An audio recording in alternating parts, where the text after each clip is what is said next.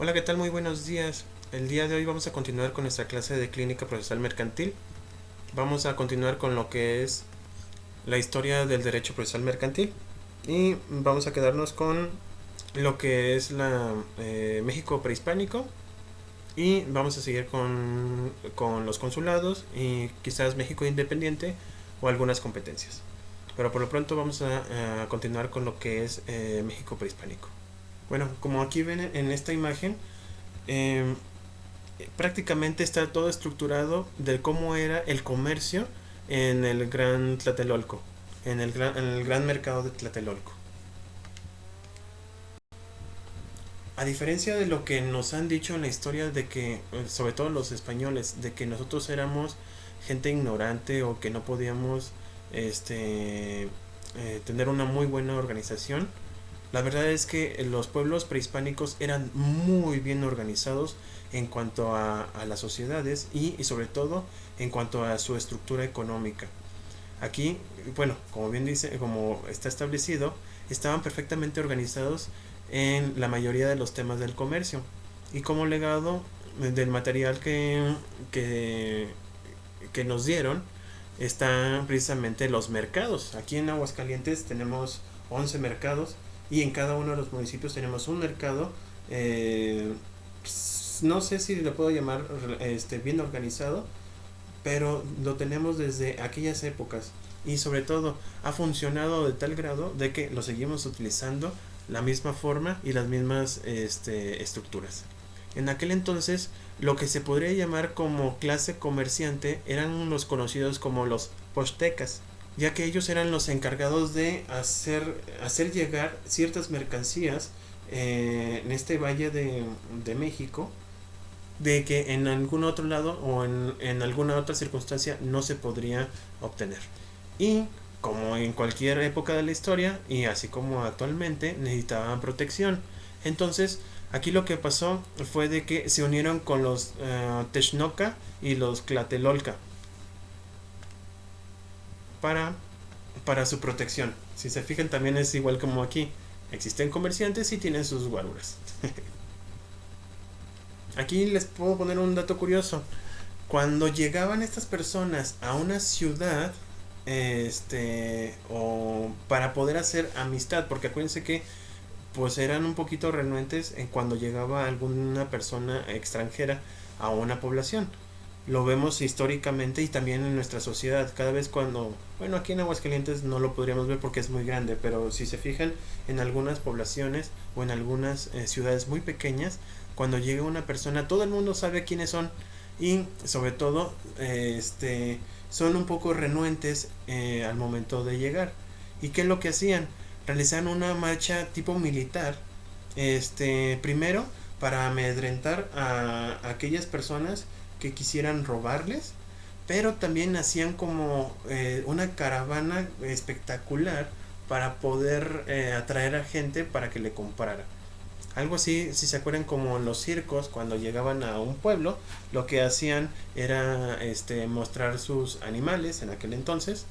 Bueno, no hace mucho tiempo, pero lo que hacían eran como una especie de caravana y la gente se animaba a ir a visitarlos. Así lo mismo, en aquel entonces hacían ese tipo de caravanas para poder amedrentar, porque exhibían, por así decirlo, su fuerza, ya sea las lanzas o cualquier grupo, bueno, un grupo numeroso de gente que los estuviera resguardando, y por otro lado para que vieran la mercancía y se animaran a comprarles.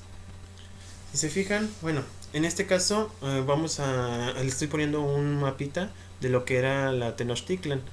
Es impresionante cómo una sociedad se fue organizando de tal manera que en primer lugar hizo lo que muy pocas sociedades podrían hacer, que es hacer una ciudad sobre un lago. Y no solamente una ciudad, hacer una estructura, hacer pirámides. Imagínense cuánto ha de pesar una pirámide o qué tan grande puede estar la magnitud de esas pirámides para poderse sostener en un lago. Y si podían hacer ese tipo de cosas, o podían hacer las famosas chinampas, para poderse producir sus propios alimentos, pues porque no podrían hacer su propio mercado. Y es el más importante en aquel entonces de producción en toda Mesoamérica. Aquí, bueno, no sé si se puede ver con el mouse. Aquí está Tlatelolco. Se encuentra una de las calzadas principales, que era la de Tacubaya, digo la de Tacuba, perdón, y se encontraba al sur pues de la ciudad de Tenochtitlan. En la segunda carta de relaciones que envió Hernán Cortés al rey de Castilla, señaló: tienen otra plaza tan grande como 2 veces la ciudad de Salamanca. O sea, era impresionante como qué tan grande estaba esa ese mercado, perdón, esa plaza. Y toda cercada de portales alrededor. Eso también se me hace muy interesante porque también lo tenemos en nuestra actualidad. Si ustedes van a cualquier municipio, bueno, la mayoría de los municipios antiguos, van a ver que están rodeados de portales. Aquí en el Parián pues lo cambiaron, pero tenían una estructura de arcos alrededor. Ustedes lo van a ver muy bien, por ejemplo en Jesús María, tienen 2 portales de norte a sur. Bueno, esa estructura la tenían en aquella época en los mercados y servía para, entre otras cosas, hacer orden para las personas que iban llegando. En esos portales tenían accesos de entrada y salida, y sobre todo estaban bien resguardados para si a alguna persona se le ocurría robar. Dice en la carta: donde hay todos los géneros de mercaderías que en todas las tierras que se hallan, así como mantenimiento como de vituallas, o puede haber joyas de oro y de plata, de plomo, de latón, de cobre, de estaño, de piedras, de huesos, de colchas, de caracoles, de plumas, o también piedras labradas, adobes, ladrillos, maderas. Había también una calle de caza donde venden todos los linajes de aves que hay en la tierra. O sea, se sorprendió demasiado de cómo es que estaba estructurado y sobre todo lo que podías obtener en ese mercado. Asimismo, había tenían como una estructura de comercio, una institución de comercio, aunque no es como la que podíamos señalar en Europa. Pero también existían algunos tribunales en donde se dirimían algunas controversias que pudieran haber algún tipo de conflicto dentro de los lugares también denominados tianguisclis. También no sé si esa palabra les venga a la mente. Entonces tenían sus lugares en los tianguisclis. Había alguna transacción, algún comercio, y si existía algún conflicto, en ese momento se tenía que resolver. México, bueno, en este caso Tenochtitlan, la sociedad de Tenochtitlan, tenían un orden muy importante en cuanto a la justicia. Trataban de resolver todo para que cuando llegara a aquellos tribunales más importantes fuera porque los conflictos eran de tal magnitud que se tuvieran que revisar por ese tipo de tribunales. Entonces lo que hacían era que por parte de los Calputzels, que eran los jefes de los barrios, se puede decir, en donde se estaba realizando la transacción, quien era el representante del Tlatoani en ese momento era el que decidía si el conflicto se podía resolver en ese momento. Entonces, si había, por ejemplo, de peso o de la cantidad de dinero en este caso el trueque que se tenía que realizar, él era el encargado de resolverlo. Sin embargo, si por alguna razón llegaba a una siguiente instancia, esa segunda instancia o en esta siguiente instancia era de carácter oral. En esta se levantaba un testimonio de todo lo actuado y se establecía como un expediente, muy similar a lo que vemos nosotros en nuestros tribunales, no más que era una escritura jeroglífica. Este expediente quedaba en poder del juzgado como si se tratara de un archivo judicial, por eso le digo las similitudes. La máxima duración de un proceso era de 8 días y curiosamente los casos más graves eran resueltos con mayor celeridad y por desgracia con menos recursos de defensa. ¿Qué implicaba esto? Que si no tenían un buen medio de defensa, una persona que podía ser inocente se le podía determinar como culpable. La carga de la prueba era para quien acusaba, y esto era muy importante porque quien mentía era castigado muy severamente. Generalmente lo que hacían era clavarle algunas púas de maguey, y esas no me ha tocado, afortunadamente, pero dicen en los escritos que eran muy dolorosos.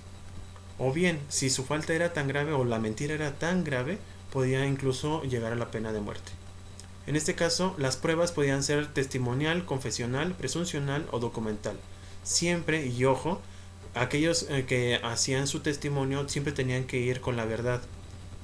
Porque, repito, era muy castigado la mentira en este tipo de sociedades. En ocasiones incluso se aceptaban los careos en el juramento liberatorio. Había también una inspección ocular y la reconstrucción de hechos. Cosas que también utilizamos actualmente en nuestros procedimientos, en este caso mercantiles. Las audiencias podían ser públicas o privadas a decisión de los jueces. Tenían la noción de días y horas hábiles. Eran las del sol, diurnas o vespertinas. A los jueces se les daba de comer en los juzgados para que no interrumpieran las audiencias. Imagínense si eso fuera actualmente aquí en México, otra cosa sería. También se podría decir que el proceso era biinstancial, pero se juzgaba de diferente forma los que eran los plebeyos y los nobles. Y esto no era de privilegio. Si un noble hacía algún tipo de... cometía alguna infracción, su sanción era mucho más severa, porque era un ejemplo, o es un ejemplo a seguir a los plebeyos. Y estos, los plebeyos, como no tienen suficiente conocimientos, no se les podía juzgar tan severamente. Fíjense qué padre, ¿no? Bueno, ahora imagínense ahorita que tuviéramos ese tipo de distinciones, pues muchas personas se la pensarían mucho antes de actuar, ¿no creen?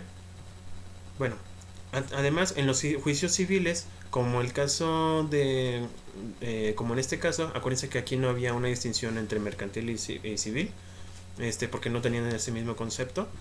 Se tenía que hacer una demanda y podía ser oral, y repito, se tenía que transcribir lo que decía a través de geoglíficos y se le daba una notificación, el mismo proceso que tenemos actualmente, fíjense, la cual esa notificación era librada por el Teutli, que era el juez de primera instancia.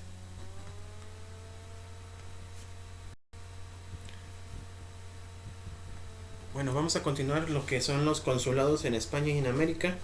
Aquí en esta fotografía lo que podemos ver es la parte de Sevilla, cuando iban saliendo las embarcaciones hacia la Nueva España.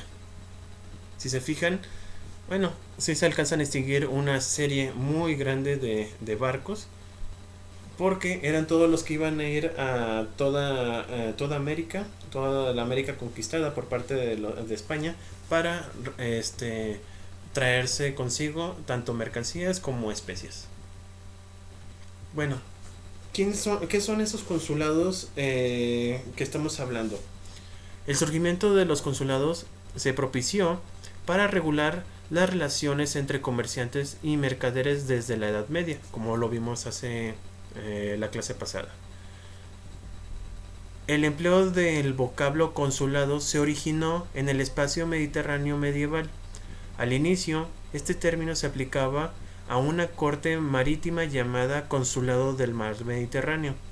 Esta organización funcionaba como un corporativo que agilizaba la solución de problemas comerciales y marítimos.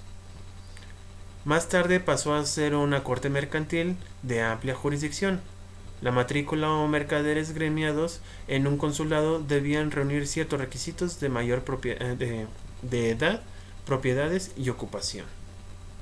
En términos más coloquiales, eran las sedes en donde se resolvían los conflictos en España, bueno, en este caso en Europa y en América, de aquellas empresas o aquellas contratos de embarcación que llegaban tanto a América como las que se daban entre la zona del Mediterráneo. Aquí en la fotografía se encuentra la casa de contratación y consulado de Sevilla, y si se fijan en la parte de abajo existe como un corro, bueno, como una hilera en donde se encontraban ciertas personas que buscaban empleo o buscaban la forma de agarrar alguno de los barcos que iba a América. Esa se le llamaba la lonja de Sevilla. Y lo curioso de todo es que ellos lo que hacían era postrarse enfrente de la casa y con un letrero, a ver si se acuerdan de algo de aquí en México, ponían cuál era su ocupación por la cual podían ser empleados. Entonces, cuando pasaba el empresario por ahí y veía las características de cada uno de los que se encontraban en la lonja, iba seleccionando a la tripulación que lo iba a apoyar para poder ir a América o para hacer algún tipo de empresa, ya sea en Asia o ya sea por toda Europa. Bueno, como ya habíamos visto, la causa que argumentó la comunidad mercantil para tener sus tribunales fue que requería de una justicia que no entorpeciera la marcha de los negocios. Acuérdense que el dinero es muy importante para los mercantes y necesitaban una rapidez. Y tal parece que desde su origen el derecho mercantil, el usum mercarium, no fue escrito ni aplicado por juristas profesionales. En este caso fue por mercaderes y navegantes, quienes llevaban los juicios de manera rápida, barata y verbal, de preferencia, conforme a la fórmula a verdad sabida, buena fe guardada. A medida que se fue consolidando el Estado, la autonomía de esta clase de corporaciones fue menguando paulatinamente. La representación corporativa en los siglos a que se refiere este trabajo, o sea, el que estamos haciendo, era esencial, ya que se trataba de una sociedad del antiguo régimen organizada jerárquicamente en cuerpos y estamentos, y en la representación individual no era posible. En este caso, ¿qué era lo que pasaba?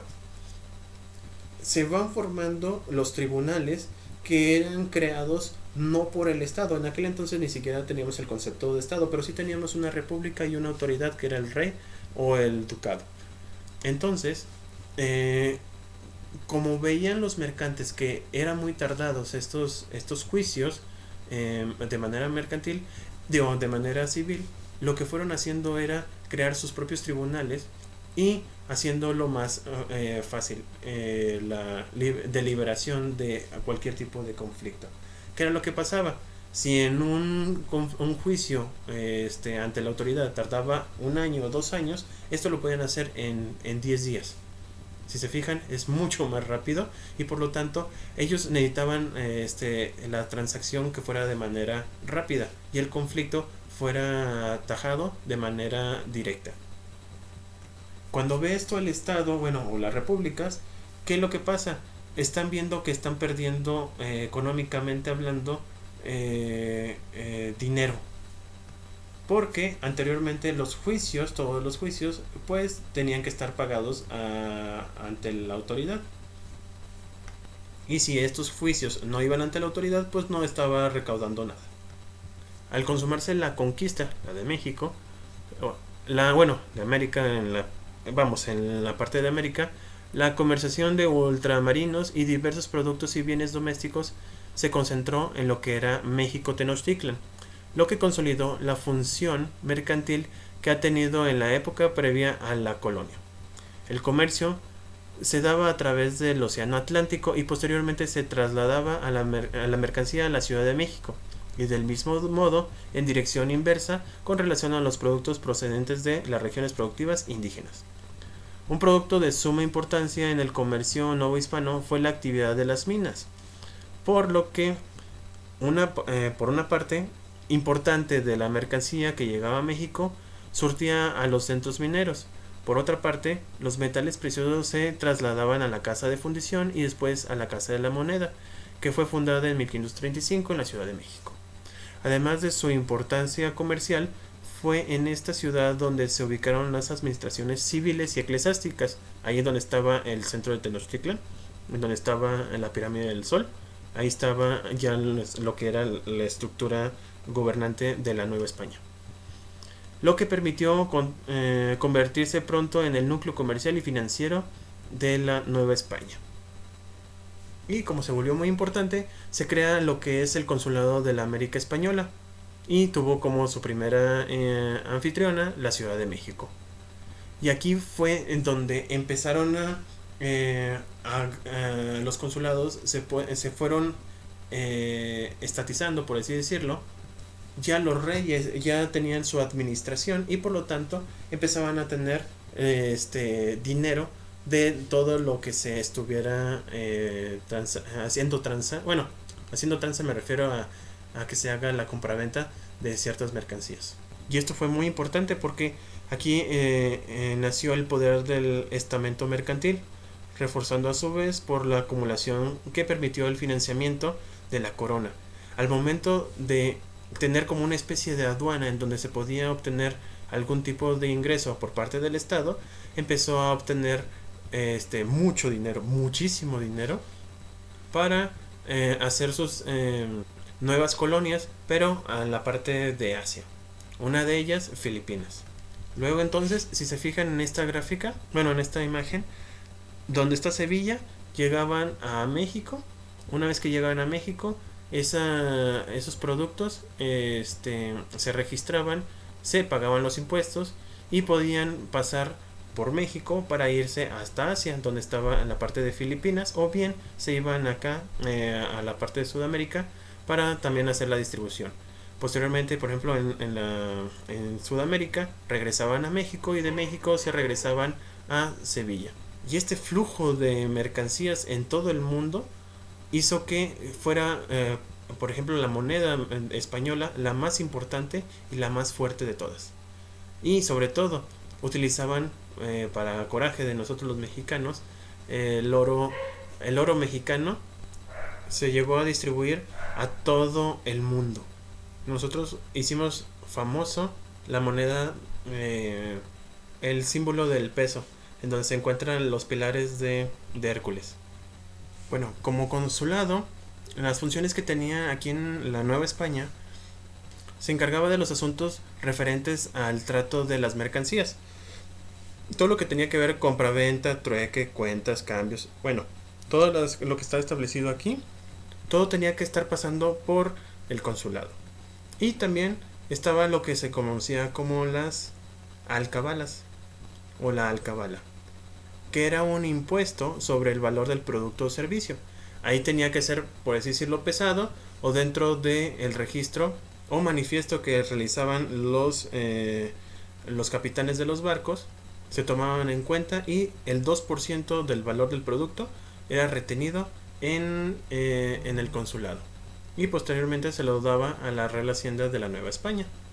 Y eso hizo que se hiciera muy rico en las arcas de la Nueva España.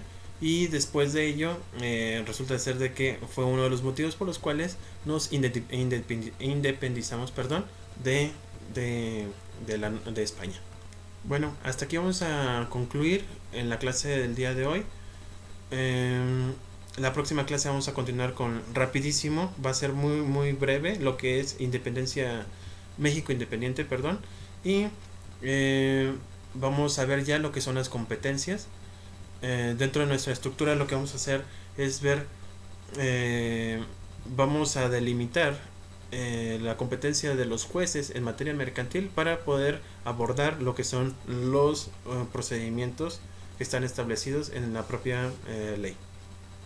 Quien vaya terminando este video, favor que en WhatsApp me dice que ya terminó para poder subir la actividad. Muchísimas gracias.